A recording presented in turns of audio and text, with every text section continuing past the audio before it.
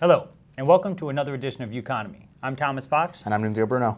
And today we're talking about training, social media, careers, everything you need to know about it. Well, I mean, everything you need to know to actually use it functionally, because I know a lot of people know about Twitters and Tumblrs and Facebook, but... Or some people don't know about hashtags and all that stuff. We're not going to go into this. Is for the moderate to advanced user, let's say. Any kind of small business or solopreneur, if you will.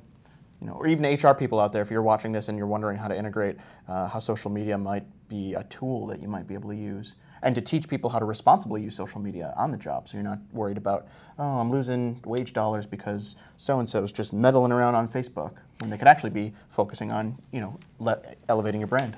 And you bring up a very good point. A lot of companies struggle right now with, do I let my employees use social media? Do I not? There are arguments on both sides, and I really think it comes down to the individual itself. There are some professions where it seems it's really easy to use. I mean, I know some institutions, Bank of America being one of them, that actually does a fantastic job of customer service. You get quicker response on Bank of America Twitter feed than you do if you call Bank of America itself. Oh yeah, there are a handful of firms like that. Comcast as well, Verizon, because especially if you have a decent sized following, oh man, they will get right back to you. They do, because it's real time. I mean, there was one time I bought a car from a local dealership, and I had, they kind of told me something that was not correct, and I tweeted about it. And a half hour later, the manager of the dealer called me, said, "Listen, I saw your tweet on Twitter. What can I do to make things right?" I mean, bent over backwards to make the situation. And I mean, this is when Twitter first started. You know what I mean? So this is years ago. So I mean, it's very powerful. It was powerful then. It's even more powerful now, and people are trying to find the nuances with it. I will say that if you're using Twitter in any kind of training program, which is what we're going to talk a little bit about today, you do want to make sure that you have a social media policy in place in regards to your employee handbook. If you don't have a social media policy as a business, it would behoove you to get one. There's a lot of great people locally that work on those. You can find an attorney or a social media consultant. And by all means, if you need any kind of resources like that, please visit our Uconomy page on Facebook. Let us know, and we can help you find a local resource for that. Or visit us on Twitter, Uconomy Show, and let us know you're looking for this type of help, and we'll be able to get you together with somebody who can help you out. Yeah, absolutely. And that kind of sets the foundational stage for the exercises that we're going to talk about. So, I mean, jumping right into it, if you're a company or an HR firm or even a small business or a startup, and you're looking for a board of advisors, you want to have a centralized meeting place for them to kind of share and even learn a bit about each other before any real-time events happen. So one of the first things or first steps that we would take is starting a Facebook page, right? Either around the brand or around the program that you're trying to get people involved with, so that they have an open forum to communicate, one, right, to share, to help generate buzz, and two, to learn a little bit about each other. So you kind of have an idea of the group or the audience you're engaging with. Yeah, I mean, I'm depending on, I don't know when this is going to air, but I'll either be, you'll either read about me on the news that my plane never made it back, or I'll be back from, I forget where I'm going, someplace with an M. But anyway, we're time traveling right now. Yeah, Minnesota, Minneapolis, something like that, starts with an M. But anyway, I'm doing a presentation on social media down there, and what we did was I'm putting it on with two other nonprofit organizations. We're talking about what is social media, how to measure it, and how to enhance it. And so we collaborated on this, the first time I collaborated on something like this, and we set up a Google Plus page, and we did Hangouts. And we talked about the curriculum, what we're going to do. We understood our audience more. So we were all on the same page, and basically the first time I'm going to meet these folks is in 48 hours. So we're going to touch down and meet them, but in person. But otherwise, we did all this work online. It's a great tool that you can use, social media especially, to do things like this. So again, Facebook page is a great place, is a great starting place to get a little personal with people. Moving past that is LinkedIn. So LinkedIn is a more professional networking space, and the idea there is if you're talking about a business and your brand, what you want to be doing is forcing your group, or not forcing them, but asking them to start to engage with or do networking with those that are outside of their immediate spheres. So LinkedIn is great to find people in either places you'd like to meet, or businesses you'd like to do business with, or industries that you might have some kind of B2B need for, and it'll give those that are participating or that are engaging in this kind of exercise a reason to spruce up their profiles and start making connections. Yeah, there's a lot of groups on LinkedIn. Actually, if you search for groups, you'll find thousands upon thousands, and they're all segmented by interests and so on. I belong to a public relations group, a credit help group, and things like that. And it's a good forum for people to have meaningful discussions about their careers. And professional development is, it's something we don't hear a lot about, but it's very, very important, especially in these ever-changing times. So it's important to cultivate, collaboration through social media and use the tools that are readily available to people. Yes, sometimes it takes away from the quote-unquote work duties, but honestly, if you're not providing the right assistance or you're not at the right level of offering care to whoever you're trying to help, you're really not doing your job right in the first place. So it's important for professional development, really kind of understand what you're doing. And these groups like this would facilitate conversations and discussions.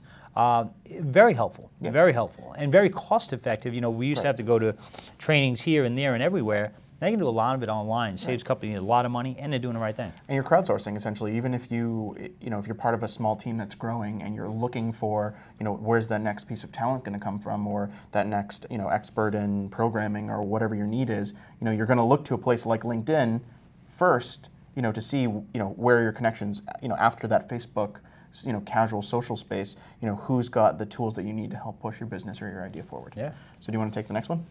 We also have here the map of our team. Great for visual teams to build a stronger sense of team identity and individuals on the team. This is kind, I don't know. I can map out my people all over the place and where they work. I mean, I find something more along this, where this may help in team building, or more so, is really bringing the team together and taking them onto the viral world. Like I talked earlier about the Google Hangouts and things like that. Those are good platforms there. But also the chats that are online and things like that for collaborative efforts are very helpful as well. I love Facebook chat. You have, and even Twitter. I mean, if you create your own hashtag, if you go to a seminar on Twitter or something like that, like when we go to conferences, usually the conference will have a hashtag. It'll be like, let's say, well, for Financial Literacy Month, the hashtag was FinLit, financial literacy. But if you went to a conference, a FinLit conference, let's say, it'd be hashtag FinLit, and then you would just, basically people all day just tweeting about their experience, what they learned. And again, if you can't go out for professional development and you can follow along a hashtag of what's going on at a conference, that's again, it's cost effective and it really helps you out. Yeah, you get to jump in on the conversation. I'm also a huge fan of online project or collaboration tools like Asana and even ManyMoon. Asana is actually my new favorite right now. I have all of my projects there, and it allows me to kind of add people to it, assign individual tasks, and there's actually commenting or a chat component to it. So people can not just check something off a to-do list, but they'll also be able to say, hey, I finished this, but I had challenges in these spaces, or I went above and beyond and I was able to find these extra things out, or here's a link to something else, so that the projects are more organic and less, just rote, like, oh, I did it, check that off the list. People become more engaged. No, indeed, and you know what's good about that? I mean, that's very helpful for small and mid-sized, but bigger companies, what they're doing right now is they're creating their own internal social media space. Yep. Some healthcare providers, for instance, are testing this out, where they're creating, a very good organic kind of atmosphere where insurance representatives and healthcare professionals can work together on this, internal social media program. It's like Facebook. Hey, I got Mrs. Jones's chart, but I'm missing something. Okay, great. Let me email that right over to you. Or they post it right there. So it's real-time assistance through social media, and it's not at all companies right now. It's starting at the very larger companies, but it goes to show you just how much real-time information is impacting our lives. I remember I had to send something off to my good friends at the New York State court system after my friendly divorce, and I couldn't fax it to them. I don't have a fax machine. I said, I got nothing. Well, you could drive 3 hours to come and stand here at a building, and no one will talk to you. We don't live in a society like that anymore. We don't. I mean, I haven't used the fax since the Clinton administration, for God's sakes. Wow, I think I've scanned some documents and sent over some PDFs. But the idea to add to your point again is it also creates kind of a paper trail timeline. So you're creating this environment where people have to be advocates, or they have to take ownership of their responsibilities or their tasks. because you can't say, oh, or it's harder to say, oh, I never got that, you left that memo on my desk, oh, I never saw it, or something happened. The check is in the mail excuse goes right. very thin there. Not only did you get that message, but the rest of the department probably saw that I assigned it to you, so now you're creating this, this extra responsibility. And that's very big for accountability, and that's what we see when people find out that they're not motivating their workforce the way that they truly would like to. A lot of it comes down to people just not having been assigned proper, not making them accountable for things. So people don't know what they're held accountable for, and they don't know what to do. So then you get government worker syndrome. Nobody does anything.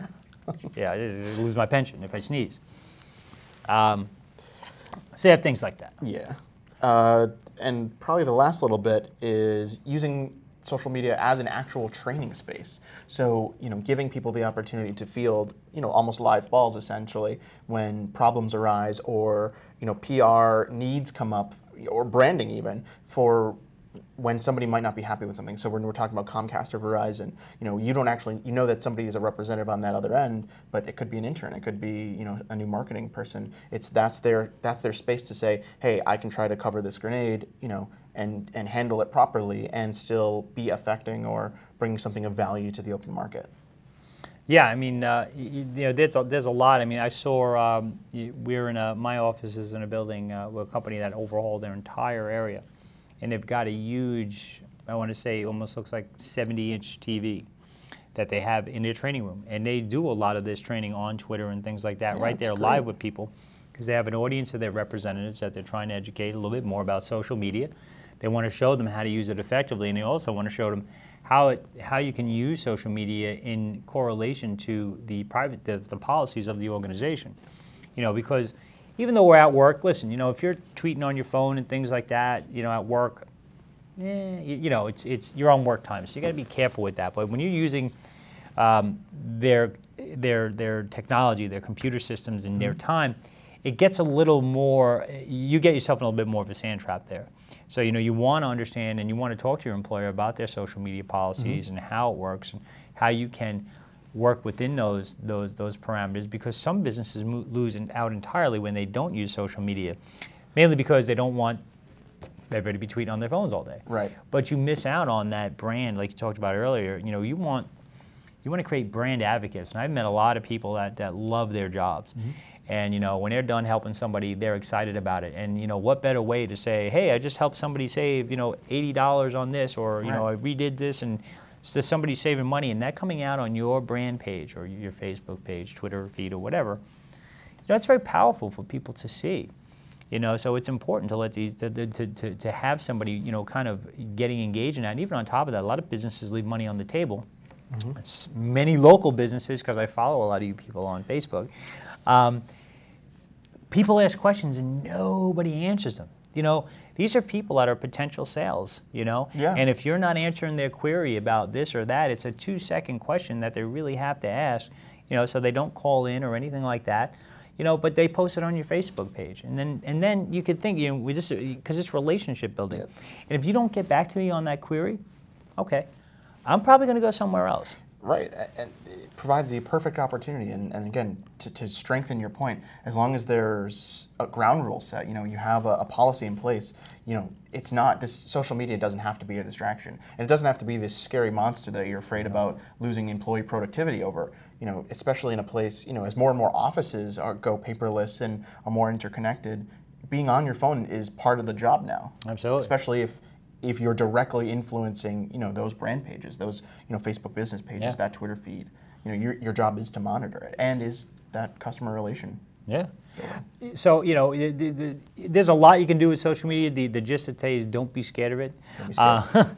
But for more information on social media, using social media correctly, you can follow Uconomy on Facebook. Also follow us on Twitter. And also stay tuned to Strictly Busy News. Visit strictlybusynews.com. Yes. Because they have a lot. What are you laughing at? Because it's busy news. But busy news. Well, is it busy news? Business. Alfonso's going to fire me now. Wait a minute. I don't get paid. So anyway, thank you very much for watching this week. Do some follow-up. We can always help you out with every kind of questions you have regarding social media or anything like that. Hit us up on Facebook, Twitter, and we'll get you in touch with somebody that can help you out. Absolutely. Have a great day. Thanks. Night.